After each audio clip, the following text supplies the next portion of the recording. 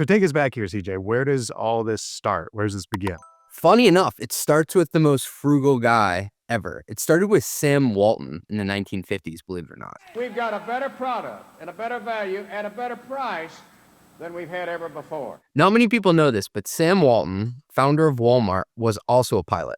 And he wanted to visit more than one in a day. So he went out and he bought a plane. It was called an air coupe. It was a shitbox, for lack of a better term. His brother, Bud, who's in business with him, and he used to laugh at Sam and be like, this thing doesn't even look like a plane. I'm just imagining like an actual box with wings and a propeller on the front, like you'd make when you're 5 years old or something. This was far from glamorous. It was a 2-seater plane, right? He was the only pilot. Next to him most of the time was his dog, Roy. And this thing could fly up to 430 miles on a tank of gas. Could you imagine Wally riding next to you in a plane every single day? I hope producer Steve could do this with me and my dog in the passenger seat. So he had two purposes for this. One was to hit as many stores as possible in a single day. His goal usually was to visit 2 to 3 stores, walk the floors, literally, talk to all the people there, have lunch with the cashiers. And he was famous for carrying around these yellow legal pads where he would scribble a bunch of notes. And then he would rush back to his airplane, take off again, and land in another office in the same day. Wait, so why wasn't he just driving to the stores? Like,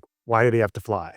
There weren't many highways back then, especially through the Midwest and South. So what would be an 8-hour drive, he could accomplish in a 90-minute flight. He's using this so he can hit multiple locations in the same day and gather intel. This isn't a business where you can work from home. He physically has to be in the stores to figure out what's selling and how the operations are going. So the 3 reasons to save money here: eliminating lost opportunity cost of travel time. The second is squeezing multiple cities into a day. And third, he was spreading the flying costs across 6 to 8 people rather than having to buy up hotel rooms. And keep in mind, these planes back then, they were not cream of the crop planes. They could fit 6 to 8 people, but they were not pressurized, kind of just plodded along at 250 miles per hour, and didn't want them to waste valuable working hours. That was like his North Star. Did he have any flight people with him, or what did the flights look like? So he would load these planes up with buyers and real estate managers. And since he hated paying for co-pilots, he would routinely look back into the passenger cabin. He would point at one of the execs back there, and he would say, if something happens to me, this is how you change the wing speed. I've heard pilots say like the computer basically flies the plane itself, but this was definitely not what that was at this time. One more anecdote. So Sam Walton was famous for flying in super shitty weather. Back then, like the Bentonville Airport in Arkansas, not a lot of flight controls, right? They didn't even have a control tower. There was one time that he had a sales manager go to the end of the runway with his car and turn on the headlights so he could literally land the plane. All right, so walk me through the next steps here. Like, what happened next? How did the first fleet evolve? So in 1968, Sam and his brother Bud formed Walmart Aviation, okay? This was looked at as the first corporate travel arm, and they were buying their own planes. They weren't leasing them. They weren't, trying to do any net jets that wasn't around back then. So they were physically buying these planes. And it evolved from going from that air coupe, which was under $2,000 as a 2-seater, to the Cessna, which was a 6-seater, and that was a few $100,000. That was a big investment at the time for them, to the Beechcraft King Air, which to me sounds like a type of mattress. It flew up to 250 miles per hour, and these would go for about 1.5 million to 3 million. We're going to get to the Bombardier jets later, but I do want to pause on this part because what's cool is they established this cadence of flying, which they called the flight grid. So they just like flew up and down the states or something like that? What's that look like? So at this point, Walmart was the fastest company to get to $1 billion in sales. Pretty incredible. And they were doing that by having feet on the ground in all the different stores so they could figure out what the ground truths were. Walking the aisles, getting feedback from customers, from the cashiers.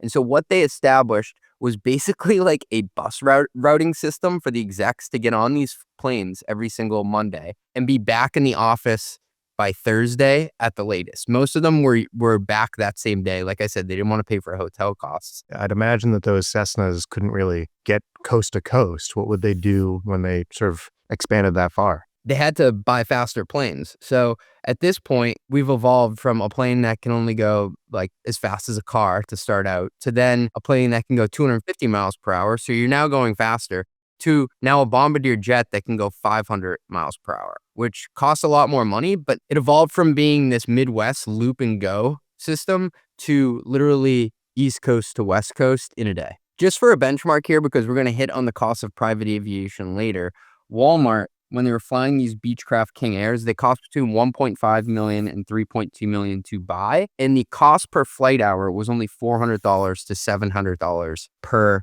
hour. It is more than 10x on the corporate jets that people are using today. What about like operations and maintenance? So today, Walmart operates a modernized corporate jet network, and it's out of this massive, wholly owned terminal facility that's located just 8 hours from the headquarters. Walmart's jets streak skyward, carrying company executives throughout the country. So they don't own the runway per se, but they own literally all the operations within it, Ben. And they have 15 to 22 at any point modern jets in there. And I was able to back into a number. This isn't exactly disclosed on their financial statements, but it looks like they're spending between $40 and $60 million a year just on the operations and maintenance of these jets. That doesn't even include what they have to pay to buy them. So where does this actually show up in the SEC filing? I'm glad you asked, because I read a lot of SEC filings. There are two places, really. The first is executive compensation, and the second one is corporate operational track. So bear with me here. The broader operational expenses, that's like the fuel, the hangar leases, the pilot salaries, that's all going to be bundled under standard SG&A, or selling general and administrative expenses, in the annual 10K reports. That'll be on the P&L. Can we go deeper than that? I'm going to go inception level. Yes, we can go deeper. And it will be like a taco inside a taco within a Taco Bell that's inside a KFC within a mall that's inside your drain. I like to read through footnotes within these SEC statements. And the deeper operational realities of owning a jet, it can be exposed partially through what you call a Form DEF 14A, okay? So think about this as a report that just has a shitload of footnotes. And in those footnotes, it basically goes through all the different ways they paid executives, whether that's payment in kind, like using jets, cash, or bonuses, or stock. CJ footnotes Gustafson strikes again, but I feel like you're about to drop some serious tables on me. It contains a summary compensation table, and it takes out the total comp, the packages per se, for the CEO, CFO, plus the three other highest paid execs. So like I said, it includes salaries, performance bonuses, stock awards, and all the fringe benefits. And that's where personal travel on corporate aircraft must be calculated and itemized by law. Okay, keep going. So there is a limit to these benefits. Historic filings, at least for Walmart, they would set a cap of $130,000 to $400,000 per year. Each company gets to determine its own cap. They have to tell shareholders about it. And if an executive exceeds those hours, they're billed directly for the cost of using it. You love paying taxes, so a little bit more for our tax junkies out there. What do you got for us? Nah, this is kind of dense. I got to take out my old paper here. So if you really want me to go there, Ben, under SEC Regulation SK, item 402. I know you thought it was item 401, but it's a little bit higher. Any personal use of a corporate jet by a named executive officer, an NEO, like Neo from the Matrix, is legally defined as a perk. If an executive's total annual perks exceed $10,000, that's actually pretty low. The company is legally required to disclose the exact aggregate incremental cost of those personal flights in their public proxy statements. Failing to accurately track and report this can trigger federal fraud investigations because the IRS views personal use of a company jet as a taxable fringe benefit. That sounds like it would be a good news headline, although I feel like federal fraud investigation is a kind of a tongue twister, weirdly. It's a tongue twister, and it's a niche of the internet that I spent all too much time in. Listen, I'm no mathematician, although that is what my mother-in-law tells people I do for work. My son-in-law is CJ, he's a mathematician. If your finance team expands linearly with your headcount, your leverage is broken. Too many CFOs waste incredible talent on low-value maintenance, manual reconciliation, chasing missing receipts, and policing $30 software subscriptions. Woo, woo, woo! It's the expense police, run! That's a systems problem. And that's why you need Brex. Brex is an intelligent finance platform powered by AI workflows that handle the heavy lifting automatically, which is a fancy word for without you. Instead of burning elite finance minds on administrative maintenance, Brex gives your team the leverage to focus on momentum and growth. Thousands of companies, including Anthropic, Coinbase, and DoorDash, already run on Brex. Stop asking your A-level finance talent to do B-level admin work. It's time to get Brex. Head to brex.com/metrics. That is brex.com/metrics.